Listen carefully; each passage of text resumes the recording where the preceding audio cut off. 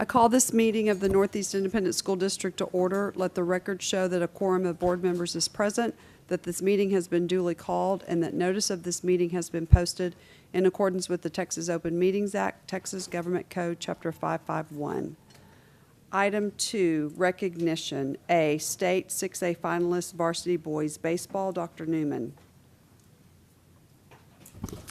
Thank you, President Grona, members of the board, Dr. Gottardy, executive staff, and guests.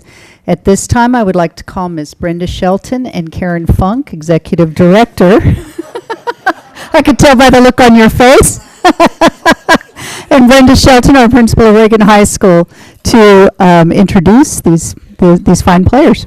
I stood up yesterday at church as well when they said, "Will all fathers stand up?" I just stood up, so I've been early on everything. My apologies. Madam President, members of the board, Dr. Gottardy, and executive staff and guests, we're going to introduce our Reagan Rattlers to you today. So we're going to tag team this, and so I'm going to do the first piece, and then Ms. Shelton's going to do the second piece.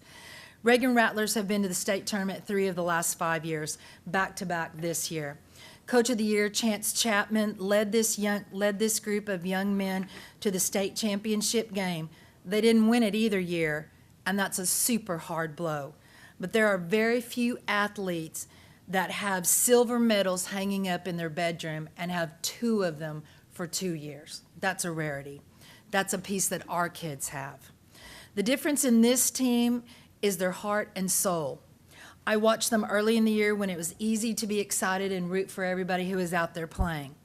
I watched them during district when it's time to grind it out and take care of one another, and I watched them get beat and then come right back. Then I watched them march to the state tournament and go for it one more time. They celebrated with each other each and every time someone scored, water bottles squirting in the air wildly, some of them a little more than others, and the entire team embracing the runner who came in. That's how they started the year, and that's how they finished the year. The bench rallied behind those on the field, but every player was attentive and committed. The look of elation when they won and the determination to come back when they lost. I saw the heartfelt dejection at losing the last game of the season on their faces, but never did they turn away from one another. They didn't turn away from one another, and they didn't turn away from their coaches. In fact, Coach Chapman cried the most and hugged the hardest of all. What an incredible ride for everybody who hitched themselves to that train. It is my pleasure to introduce to you tonight the 26 6A district champions, Regional 4 champions, and state runner-up, Reagan Rattlers, who were 37-9 and 10-2 in district. Ms. Shelton will take over at this time, and we'll call each player out and give you their name. You want to go down there? Are you going to go? I give you my word that I will not go as quickly as I did last time. I'll do better. Yeah, go. Ryan Baird. Porter Brown. Josh Buskey. Sam Canis. Zach Carroll. Alec Kevin. Luke Hoggett. Josh Killeen. Cal Martin is absent. J.T. Mueller. Andrew Post. Zane Raba. Pedro Ryan. Ben Sanchez. Leighton Sedate. Jared Shearer. Cal Wagner. Malachi Wickley. Seth Morrow. Max Goswitz. Michael Merritt.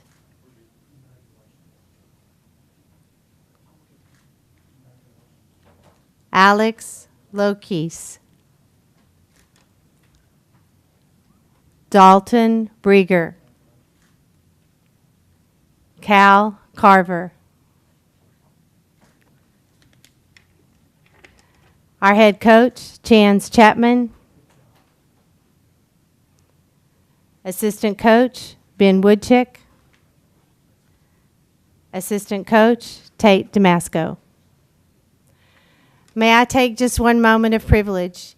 Young men, I have had the distinct privilege of following you through your high school career.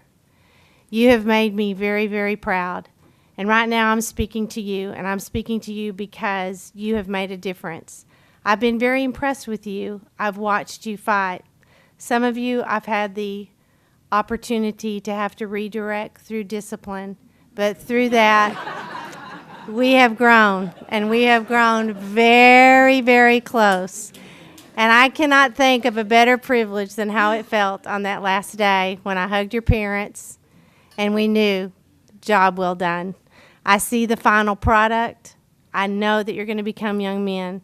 To my coaches, Coach Chapman, what y'all don't know, and I'm going to tell you a little secret, I didn't have the opportunity to hire Coach Chapman. Someone else in this room did. But what I can tell you is that he is so supportive of anything that needs to happen at Reagan.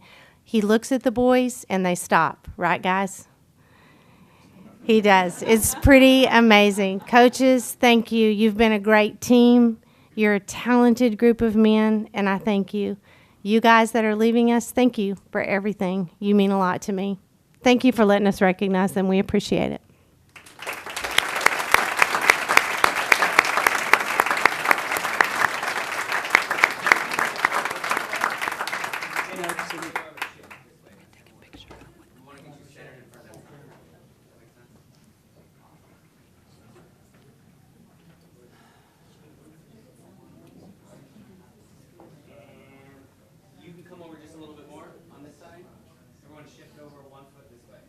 It's not like the girls where they'll scoot over on, bend over, do the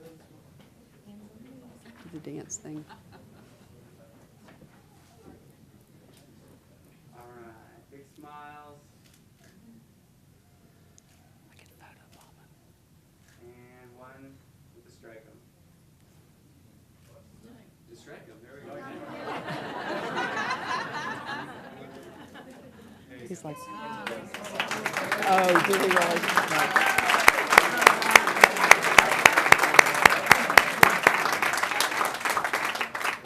Guys, have a great summer. Thank y'all. Thank y'all for being here.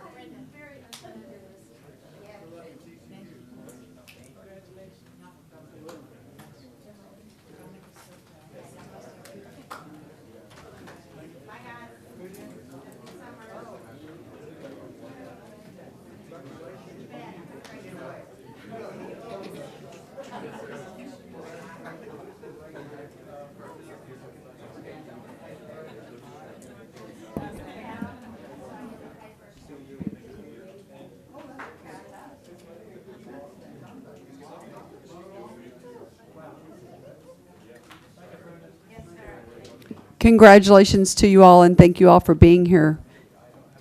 It's summer break. You shouldn't have to come to school, right? Yes, you made us all very proud. We appreciate it. Thank you, parents, for being here as well. The board will now adjourn into executive session pursuant to the following sections of the Texas Open Meetings Act. Texas Government Code Section 551.071, private consultation with the board's attorney. 551.072, discussing purchase, exchange, lease, or value of real property. 551.074, to discuss personnel or to hear complaints against personnel, and the time is 5:39. The board will now reconvene into open session, and the time is 7:05. 5, matters from executive session. A, personnel, including but not limited to administrative appointments pursuant to Government Code Section 551.074. 1, possible action regarding routine personnel, including but not limited to administrative appointments. Do I have a motion to approve as presented in executive session? So moved. Thank you, Mr. Hasso. Do I have a second? Second. Thank you, Mr. Wheat. All those in favor say aye. Aye. Opposed, the motion carries. Item 2, Principal of Ed White Middle School. Do I have a motion to approve the Principal of Ed White Middle School as discussed in the executive session? So moved. Oh, second. Okay. Thank you, Ms. Mrs. Terry. Winkley, and thank you, Mrs. Hughey. Was it Terry? Oh, I moved. oh, it was you. I'm sorry. I thought it was Sandy. Thank you, Ms. Williams. Thank you, Ms. Hughey. All those in favor say aye. Aye. Opposed, the motion carries. Dr. Gottardy, would you like to make introductions? Thank you very much. I do have one introduction this evening. Our new principal of Ed White Middle School is Miss Bethany Lords. Is Bethany here? She's not. So the new principal of Ed White Middle School is Bethany Lords. We'll bring her back to the next regular board meeting, which will be done in August, where we'll have a formal introduction. But the new principal of Ed White, Bethany Lords. Thank you Okay. very much. Thank you. Item B, possible action regarding purchase, exchange, lease, or value of real property pursuant to Government Code Section 551.072, no action. C, possible action regarding consultation with board's attorney pursuant to Government Code Section 551.071, 1, pending and/or possible litigation, no action. We're going to skip item D and E, and we will come back to those later. Item 6, new business for possible board action. A, campus administration. 1, possible action regarding proposed compensation plan for 2018-2019. Dr. Newman. Thank you, President Grona, members of the board, Dr. Gottardy, executive staff, and guests. I'd like to invite Joel Trevino, our Executive Director for Human Resources, to address this item.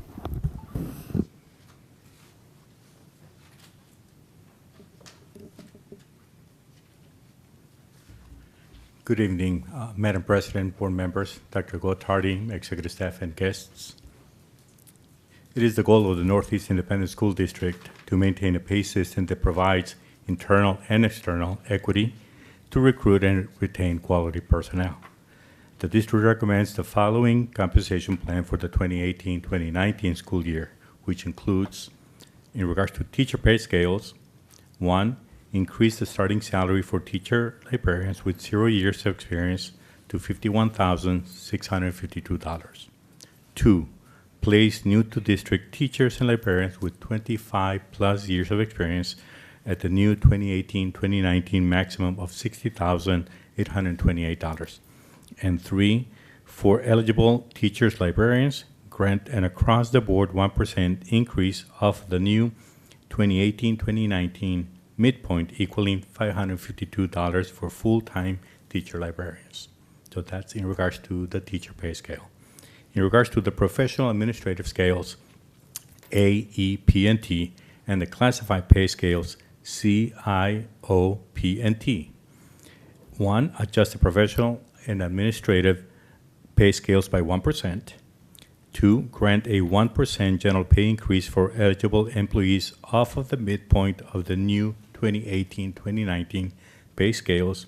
And 3, for returning employees not earning a year of credit, grant a scale adjustment increase of 0.5% off of the midpoint of the new 2018-2019 pay scales. In addition to that, we're recommending a retention supplement. This will grant a retention supplement of 1% based on the annualized pay grade midpoint under the employee's applicable 2018-2019 salary range.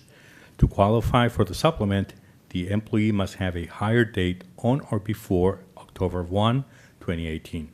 The supplement amount shall be paid in 2 portions.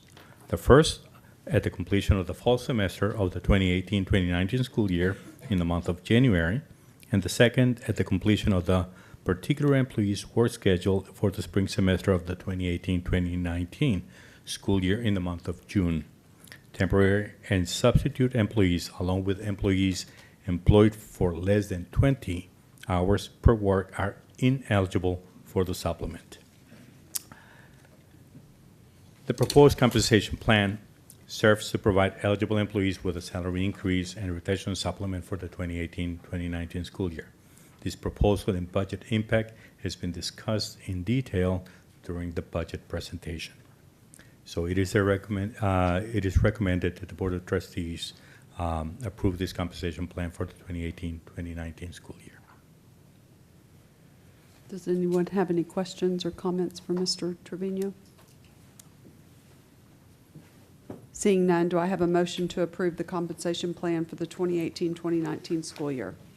So moved. Thank you, Mr. Wheat. Do I have a second? Second. Thank you, Mr. Trevino. All those in favor say aye. Aye. Aye. Opposed? The motion carries. Thank you very much. Thank you. Item B, Business Services. 1, possible action regarding resolution amending the resolution by the Board of Trustees of the Northeast Independent School District providing for the defeasance and calling for redemption certain currently outstanding district obligations. Mr. Villarreal. Yes, Madam President, members of the board, Dr. Gottardy, executive staff, and guests. This is a refunding order that we're asking for to amend the resolution.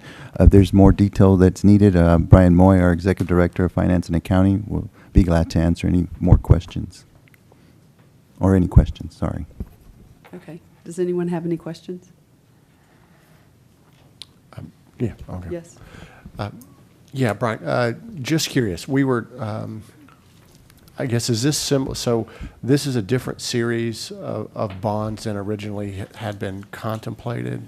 Yes, back in the fall when the original resolution was adopted, the intent was to take the excess funds this August and pay off the back end of some of the bond series 2013B VRDOs.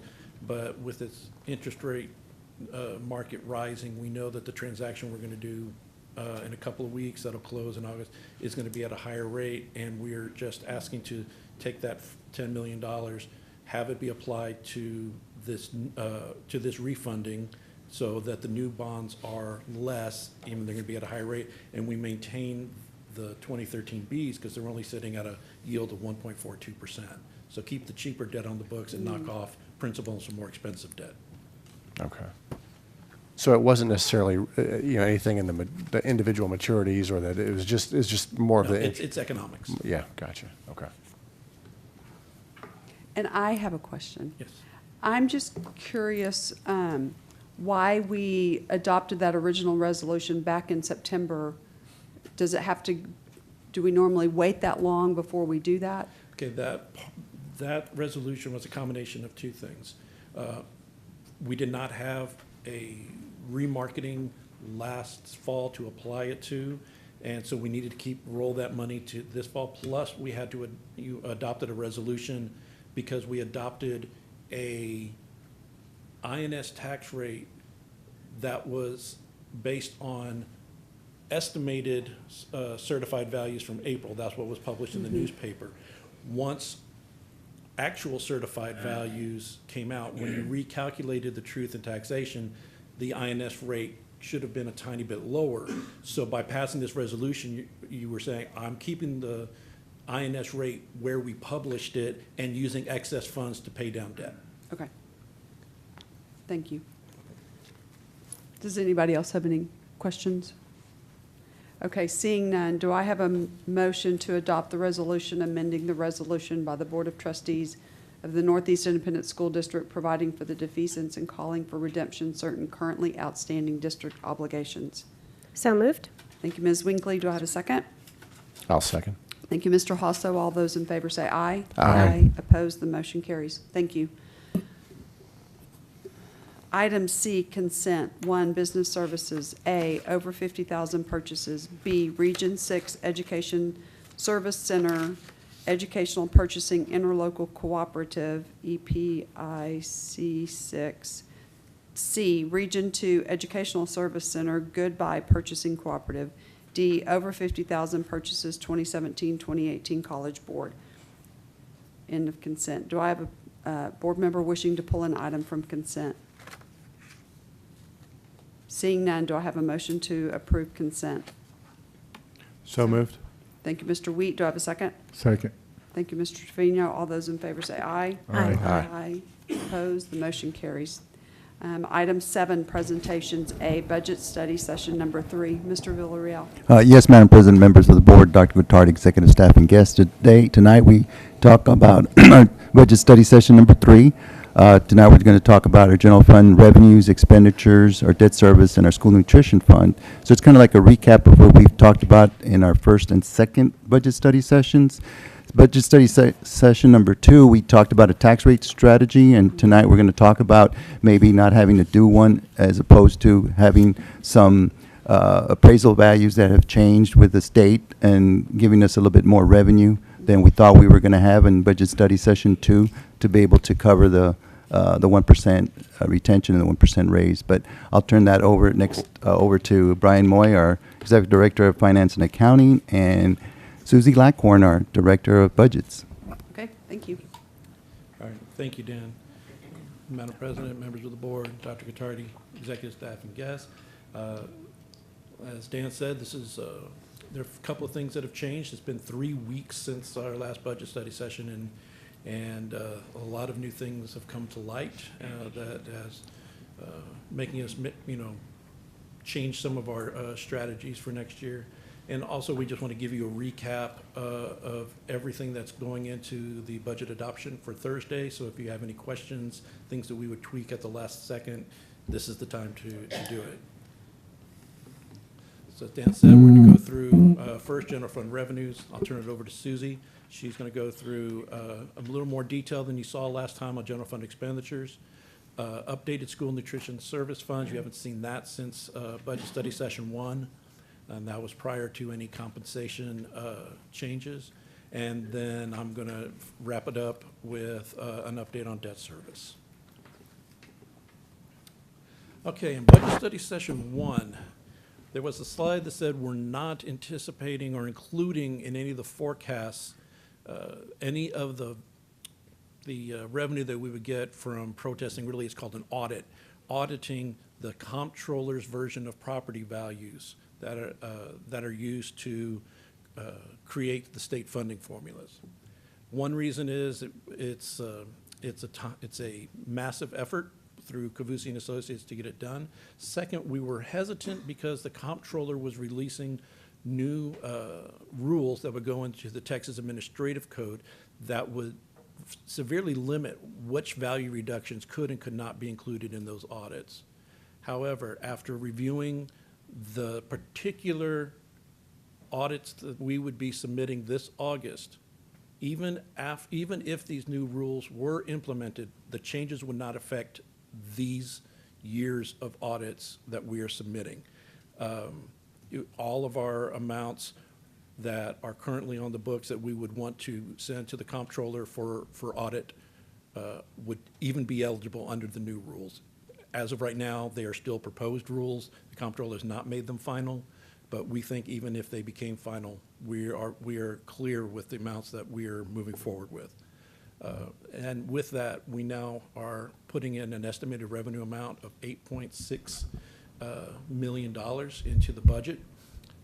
Dr. Cavusi is extremely conservative when he gives me estimates, so I know that it is extremely likely that this number would only be slightly higher once we get the audits in the spring.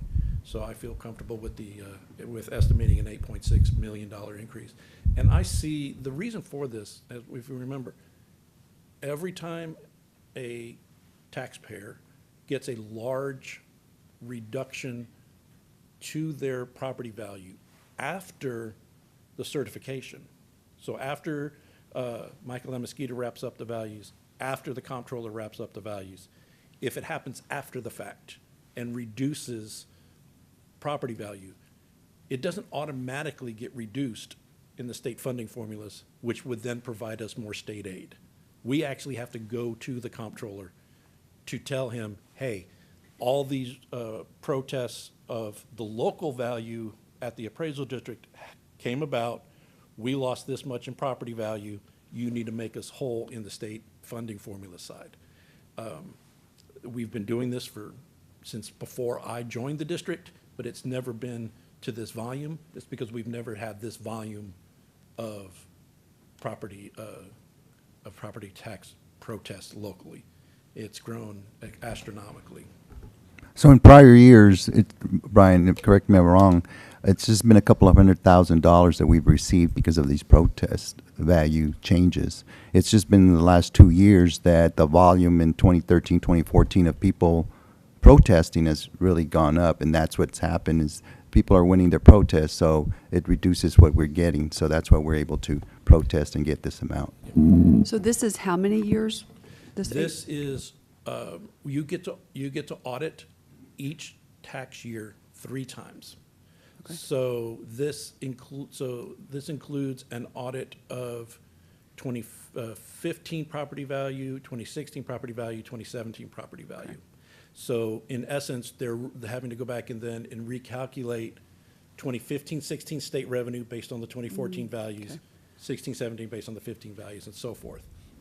So we're actually getting catch-up state payments is really what this is. Okay.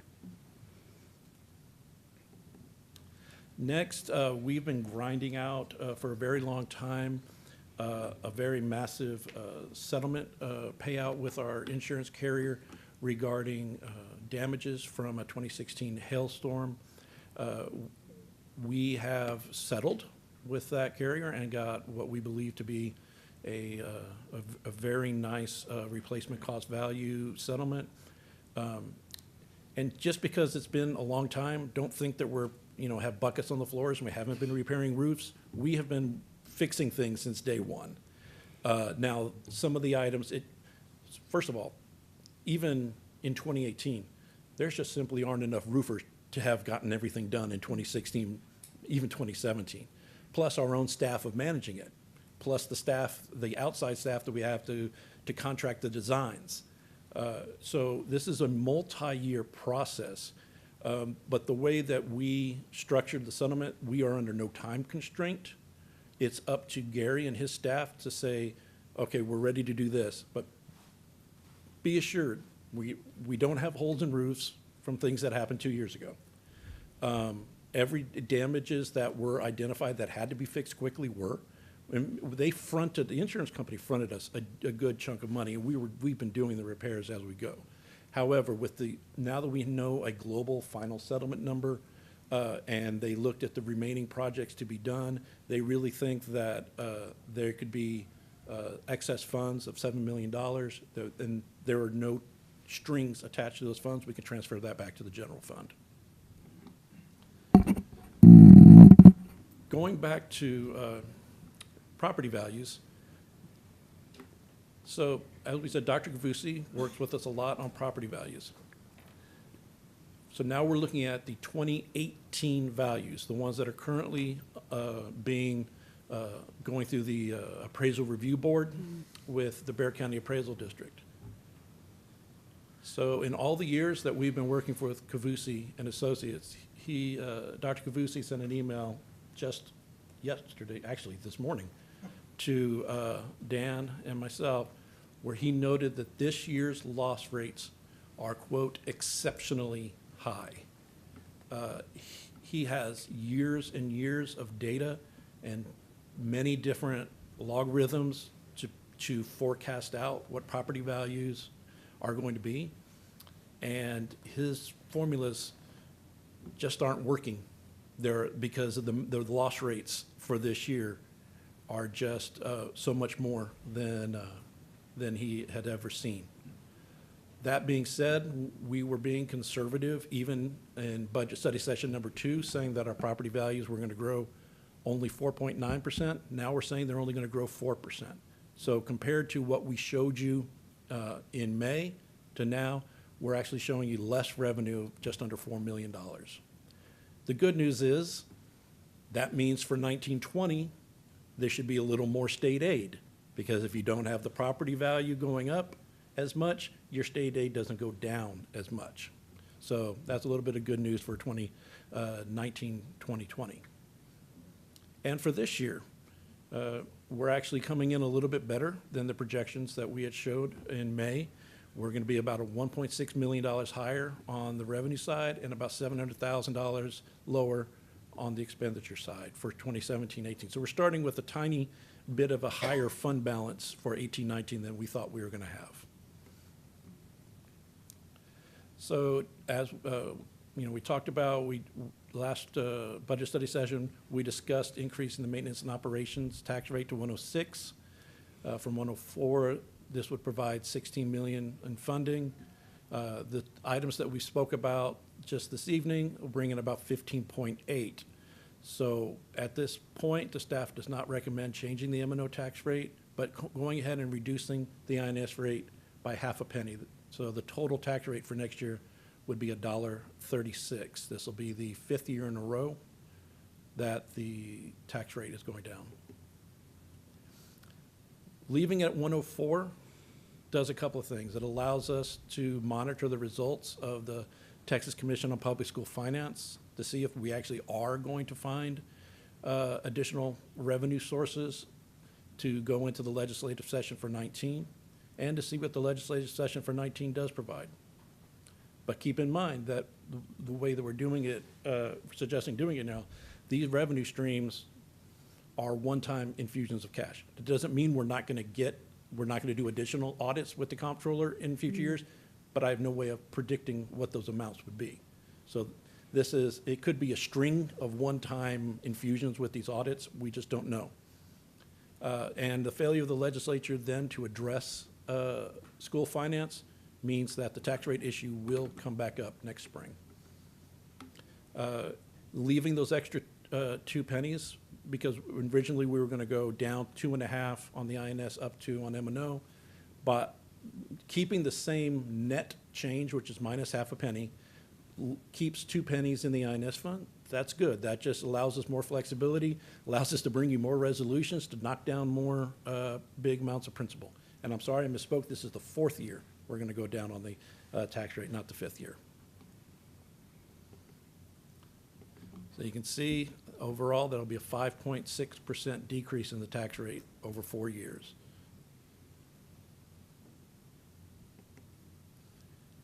Okay, so what does that do to our long-term forecast? We were showing, if you look at the dark blue, the net change to fund balance in 17-18, back in May, that number was pretty close to $10 million loss. Now we're only saying about 7.4. With the compensation package that was approved, we'll have a net loss next year of about 9.5. However, if you look, that ending fund balance, if you take it in terms of months of operation, is still sitting at 2.5 months. That's a great place to be. I mean, there are districts that are 4, 7, 8, 11 months of fund balance. We have never been a district that just hoards money into fund balance just to have it. And anything above 2, we are going to be in decent shape.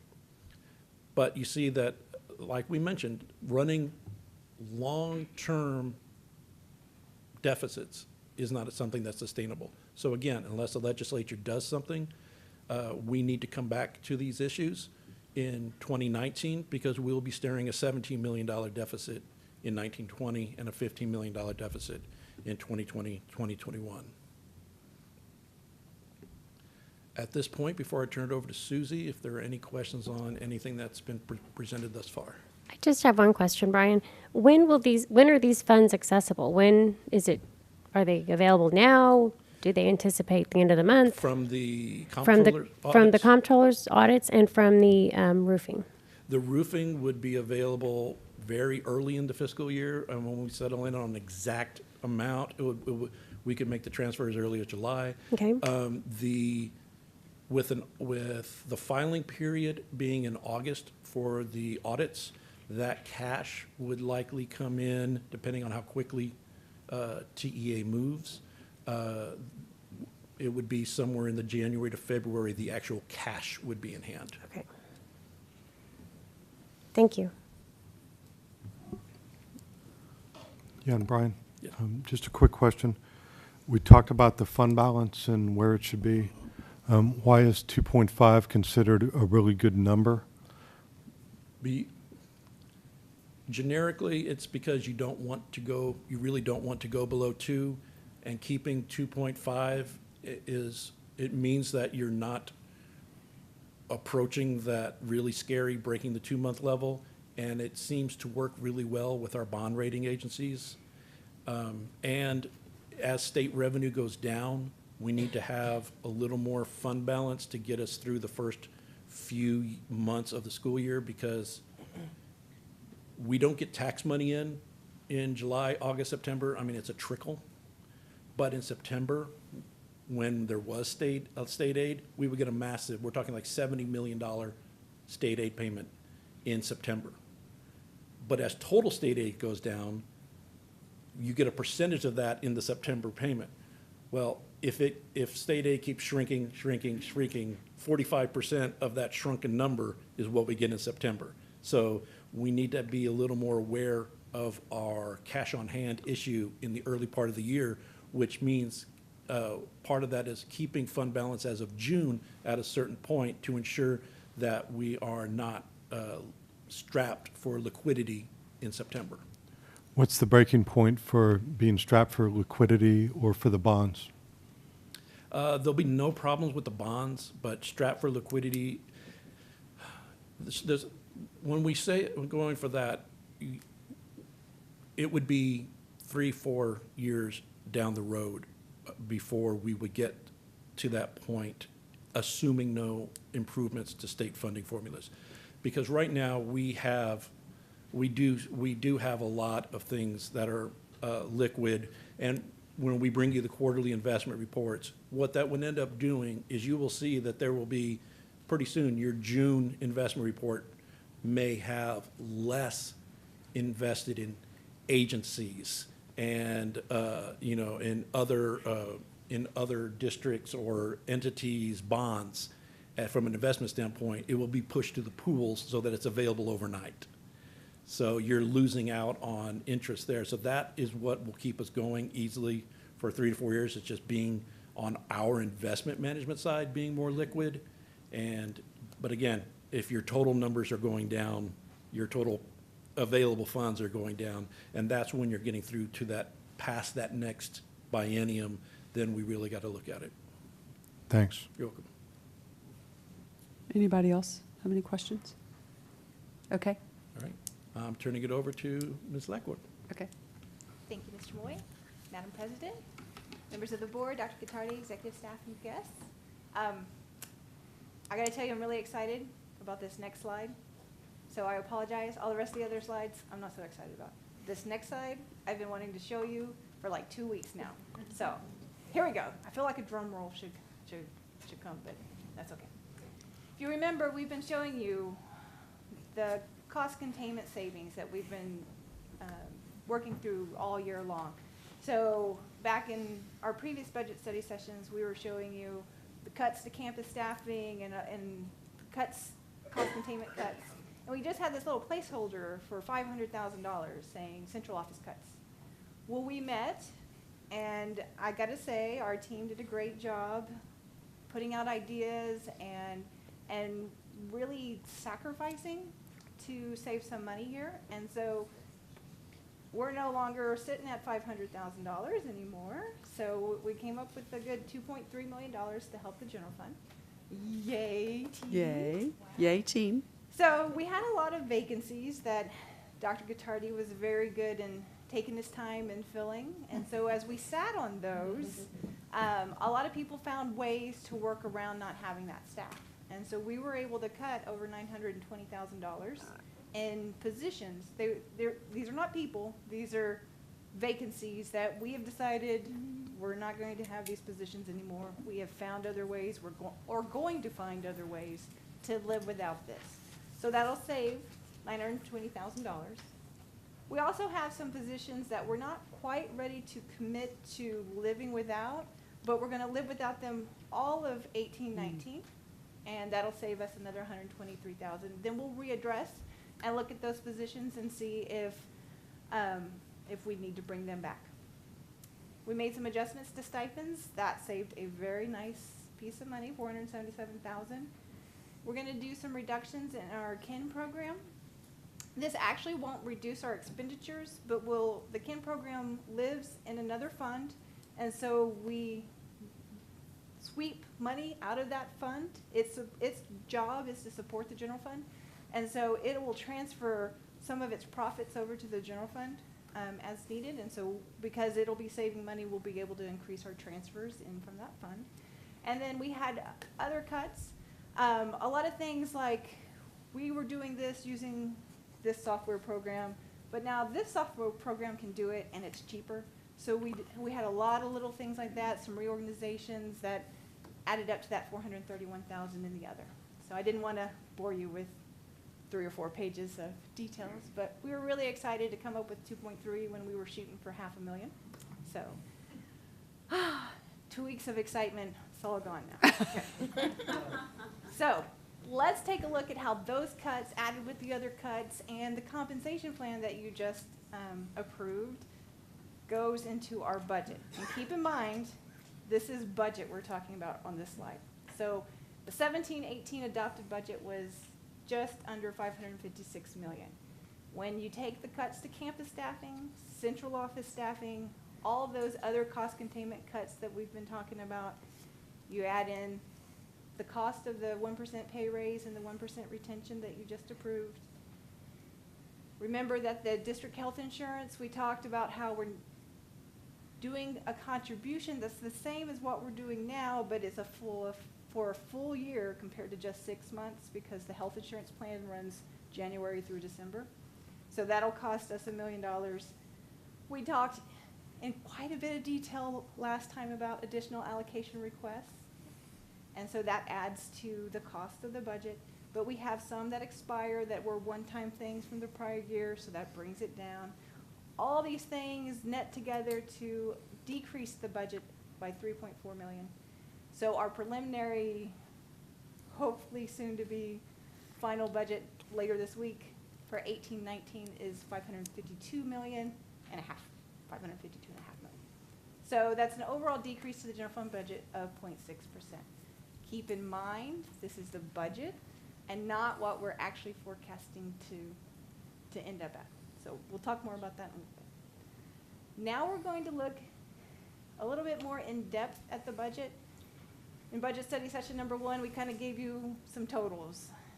Budget study session number 2, we gave you a little bit of detail. Well, tonight we're really going to look at the budget and in different ways. The good news is we're not going to look at it in every way that we could, so it won't be that bad. But I kind of like to call it the what, the why, and the where. And so this first slide shows you what the budget has, what we're spending our money on. So as you could have told anybody without ever looking at the slide, the largest thing we spend our money on is on salaries and benefits. And so the 18-19 budget has $479 million in salaries and benefits. We are a people place. That's 86.7%. Contracted services is next at 8%. The largest component of that is utilities. Supplies and material, 3.2% of nearly $18 million. And you can see the other little items for that $552 million budget. That's just one of the ways to look at how that 552 breaks out. This is kind of the why. Why are you spending the money? You could argue with me if that's the right term or not, but this is actually how TEA will require you to adopt the budget. So on Thursday, when you adopt the budget, it will be by these functional categories, but in greater detail. So we summarized them for you here, and on Thursday we'll show you each individual one. TEA defines these functions as general operational area. And it kind of gives you an idea of a what or why you're spending the money. The stuff in 1X, instruction and instructional related, that's your classrooms, teachers, supplies, libraries, and curriculum and staff development related to the classroom. So everything in this 1X category is classroom and libraries for the most part. And as you can see, that's where most of our money goes, 65%. And we've been very consistent at this 65%. One of my favorite things to do as we update these slides each year is to see, okay, how much is the percentage changing? Oh, they hardly, I mean, it's just little bitty pieces every year. And so, but we stay very consistent in how we spend our money. So the next category is instruction and school leadership, and that includes campus principals and campus office staff that help run the facility, but people who do not work in the actual classroom. That includes some staff at central office who work in the instructional leadership role too. So. Student support services is everything else: counseling, social work, health services, transportation, extracurriculars.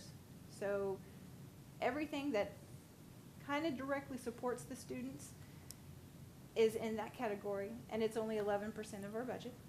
Administrative support is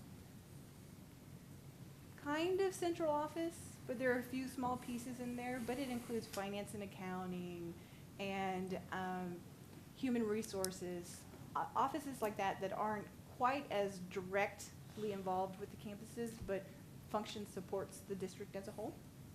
Non-student support is where they include maintenance and operations, security, and data processing.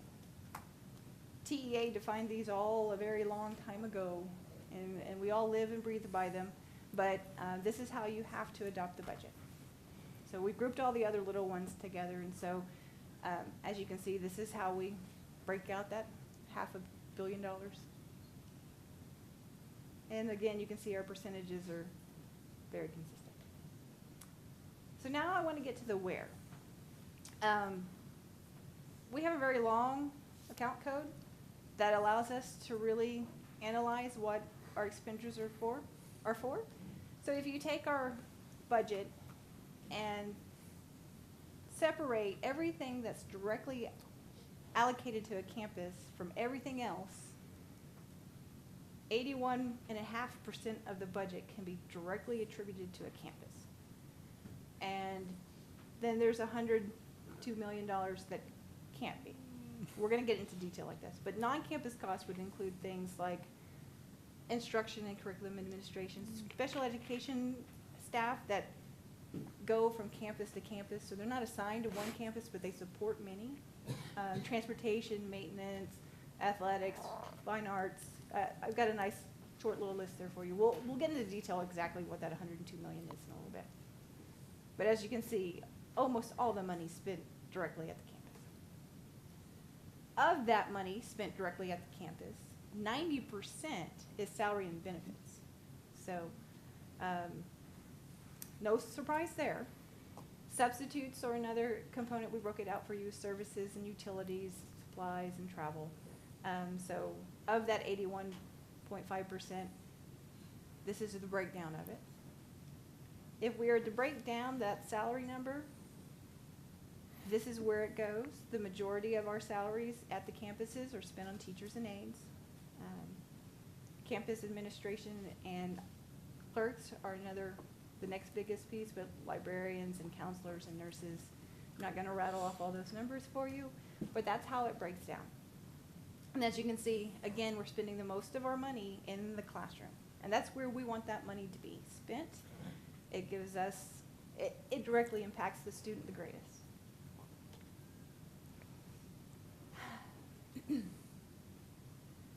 So let's talk a little bit about the non-campus piece, that $102 million. So here are all the central office departments that fall underneath that $102 million. The largest are transportation and maintenance. They make up the biggest piece of it. I always like to point out the tax appraisal and collection piece. That's the $3 million that we budget to pay the appraisal district. And so keep in mind, that's a sizable number that we have no control over and we are required to do. The rest of it we can at least have some control, though you definitely wouldn't want to live without transportation or maintenance. Our schools would suffer very greatly for that. But everything else is, at least we have some control over, whereas they just send us a bill and we have to pay it. If we break out this non-campus piece a little bit more, not quite as heavy in salaries and benefits as we were at the campuses. Some services and supplies, a little bit of utilities. If you split out the salary amount, over half of it's professionals, but nearly 40% in auxiliary and support. It's always interesting to see how or where the money really goes. You know, you're approving a very large number on Thursday to be spent, and we hope this gives you an idea of what we're spending it on. Because there's no way that you can get to such a level of detail with that much money. So far, the budget is over 20,000 accounts, individual accounts. It's 166,000 individual items. So my spreadsheet is really big. And if Excel hadn't expanded itself a few years ago to where it could take more than 68,000 rows, I'd have to do it in multiple files. And so it's very nice now that it does, because it's really big. And you don't need that level of detail, I hope. So I hope this gives you a picture of where the money's going. Okay? So now, if we combine all that and then roll it back up to like Mr. Moy was showing you, here's our forecasted results for 17-18. But 18-19's preliminary budget is next to the forecasted results. So when you combine the revenue piece that we talked about earlier and this expenditure piece, the budget itself will look pretty painful. Mm-hmm. But keep in mind that we budget as conservatively as possible. And so that would be everybody never quitting, everybody staying here, everybody that's here today is here next year, the whole year, and all the vacancies that we have right now got magically filled before the start of the year, and so that's not going to happen. If it happened, it would be amazing, and I would very happily come to you and be embarrassed, but I'm pretty confident it's not. So it generates a lot of savings. A lot of these things we budget worst case scenario, and so we just, as we're showing you these numbers, we want to make it very clear that even though we're budgeting that very large deficit, the forecast is not quite as painful. So I have to ask, worst case scenario, you didn't put the little months of operation under there. I didn't. Do you know what it is? It's less than 2. No, it's close to 2. Mr. Moore might be able to do it off the top of his head. Just eyeballing that, it would be right at 2. Yeah. Okay. It's close. It was right at the. Okay.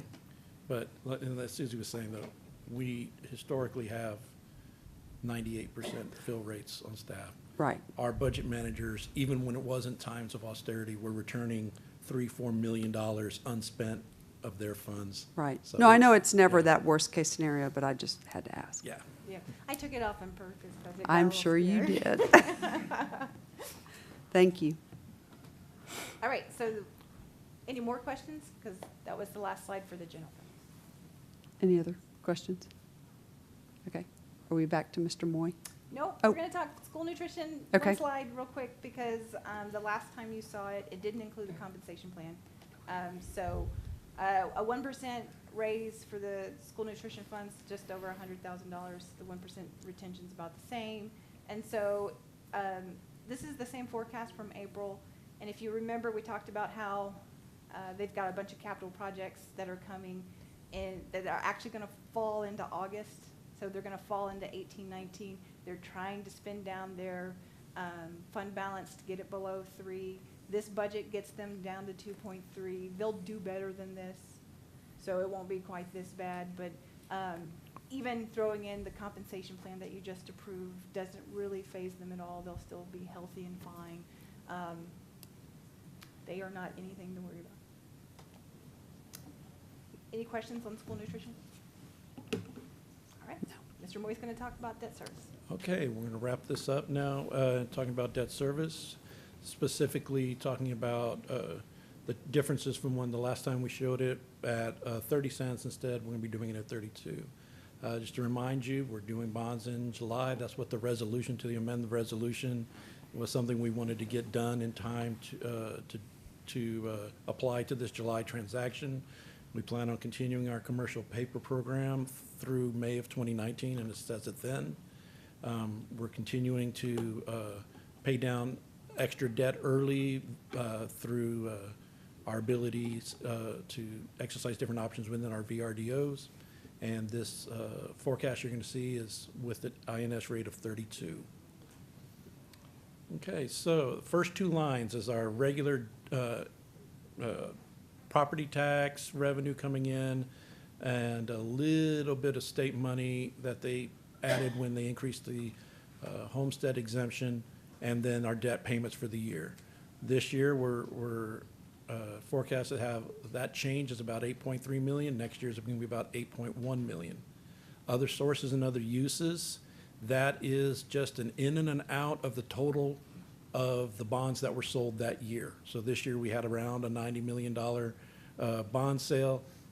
This upcoming bond sale with all the monies that we're applying ahead of time is going to be about 132 million. So the net difference of 1850 is the amount that's coming from the general fund and being socked into the debt service fund, awaiting the 2027 principal payment on the QSCAB bonds of $37 million. So we're slowly building that up till 2027 so we can pay off the QSCABs. So net change to fund balance each year, about 10 million each, and we'll end this year with 138 million in fund balance. Next year will be closer to about 148. Again, that looks astronomically high, especially considering that's larger than the general fund, and the general fund's at 550 million of budget. But we need a lot of it just to get through August. So if you see here, we're of that 14 million of that 148 million at the end of next year is the amounts that are set aside for 2027. We would have about $13 to $14 million available to pay off principal early, and we have to have enough funds available to get through the August 1 debt service payments of 2019, and that is nearly $69 million. So you see our net fund balance, our available funds that we could use, for planning purposes, use to further massage any upcoming deals to be able to apply funds towards, is about $51 million. That is still a very decent fund balance. Again, the rating agencies like that because when they look at what are our reserves, they combine the general fund balance with the debt service fund balance. And that's all there is on debt service. Ran through that pretty quick unless there are some questions. Questions? Just very quickly, what's a QSCAB? Oh, I'm sorry, Qualified School Construction Bond. It was a American The ARRA. ARRA, Reinvestment Recovery Act, where the federal government said if you go and sell these bonds and do some construction projects to put people to work, the federal government would pick up the interest payments on the bonds. And that's sort of worked. Once sequestration came into effect, they're really paying about 95% of the interest payments. We're kicking in about $100,000 a year, and the feds are kicking in about 1.9 million a year towards the interest. And that's all due about 10 years from now? Yes. Okay. Yeah, it was. We got our bonds in 2010, and they, for some reason, the way the program was structured, it was a 17-year bond. That's calculated into your numbers, though? Yes. Okay. Thanks. You're welcome. Anything else? Anybody else have any questions? No. Thank you. Is that Okay. the end of the presentation? That's it. As I always say on budget study session number 3, please 4 of you show up on Thursday. I'd really like to have a quorum and be able to adopt a budget. And then we will do the couple of housekeeping items also. And then in either sometime between mid-August or as late as the regular board meeting in September, we will levy the tax rates. Okay. Right. Thank you. Thank you, Brian and Susie. Did you want to say something? Real quick if I can. No. Sure. Thank you, Madam President, board members. I just want to say that if you'd asked me 6 months ago if we were going to be able to pass along a pay increase to our employees, I would have told you there's no way. So we're really thrilled. Executive staff, many of us in the room are thrilled that we're able to pass along a 1% pay raise and a 1% retention supplement. So that's it. As well as the board. I mean, I know. I mean, it's really, as I look back on my 18 years at Northeast, we had some pay increases of 3, 4, 5, 6, 7%. So I'm kind of disappointed that I'm happy about a 1% pay raise. But honestly, I am very thrilled that we're able to do that. Thank you very much. Yes, and we appreciate staff making that happen. Okay, so now we are going to adjourn back into executive session pursuant to code 551.071 and 551.074. So I would like to tell staff that they may all leave. Staff may all leave. Enjoy your evening.